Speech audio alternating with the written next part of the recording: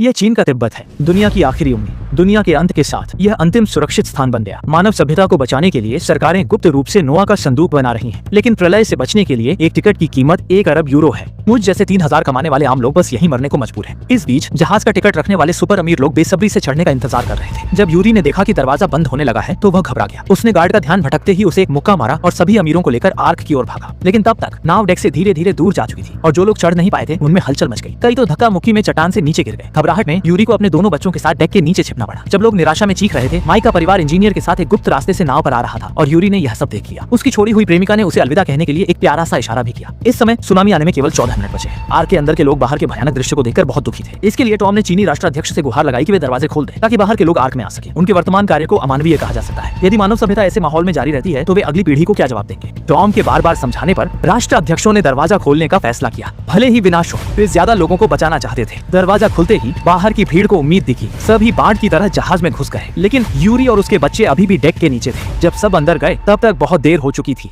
Cabin का दरवाजा बंद होते देख यूरी ने बच्चे को डेक पर फेंका और खुद खाई में गिर गया। उसी समय एवरेस्ट बाढ़ में डूब चुका था। बूढ़े भिक्षु ने शांति से घंटी बजाई, पर अगले ही पल सुनामी उसे निगल गई। 10,000 मीटर ऊंची बाढ़ तेजी से जहाज की ओर बढ़ रही थी। कप्तान ने सबको सुनामी के झटके के लिए नीचे झुकने को कहा, मगर सब इतना आसान नहीं था। दरवाजा अचानक खराब हो गया, बंद नहीं हो पाया। माइक और उसके साथी जब आर्क में घुसे, दरवाजा खुला और वे सीधे बड़े गियर में गिर गए। उनके औजार भी वहीं गिरे। इंजीनियर के पैर में गंभीर चोट लगी। केट अंदर खींच गई। केबल ने हाइड्रोलिक सिस्टम जाम कर दिया, जिससे आर्क का दरवाजा बंद नहीं हो पा रहा था। कमांड सेंटर ने उन्हें जल्द देखा, पर बहुत देर हो चुकी थी। दूर से एक विशाल सुनामी आ रही थी। सभी को भाग्य के भरोसे आर्क के पहले हमले को झेलने की उम्मीद करनी पड़ी। महाबाढ़ के जोरदार झटके से ढेर सारा समुद्री पानी भर गया। हालांकि यह तो बस शुरुआत थी। दूसरी सुनामी फिर से आ गई। 1000 मीटर ऊंची समुद्री लहरों के साथ एयर फोर्स 1 आर्क की ओर बढ़ रहा था। शुक्र है कि आर्क काफी मजबूत था। आखिर चीन में बना था, लेकिन आर्क बाढ़ में बह गया और जहाज में ढेर सारा समुद्री पानी भर गया। केबिन के दरवाजे में खराबी के कारण आर्क का इंजन भी चालू नहीं हो सका और सामने माउंट एवरेस्ट था। यदि आर्क को समय पर पीछे नहीं किया गया तो पूरा जहाज बर्फ के पहाड़ से टकरा जाएगा और सभी निश्चित रूप से मर जाएंगे। इसी बीच टॉम ने माइक को बताया कि गियर से औजार न निकालने पर मौत का सामना करना होगा, जिससे हजारों जानें खतरे में थी। माइक ने सुनकर तुरंत काम स्वीकार कर लिया। जब वह गियर की जगह पर लौटा तब तक पूरा जहाज पानी में डूब चुका था और केबल गियर में बुरी तरह फंसा हुआ था। जब माइक को कुछ सूझ नहीं रहा था, बेटा आया और उसने रस्सी की जगह दिखाई। बॉस, 400 मीटर दूर नाव पहाड़ से टकराने वाली थी। लोग निराशा से भर गए। बॉस, माइक ने पूरी ताकत से रस्सी निकाली और नाव का दरवाजा बंद हो गया।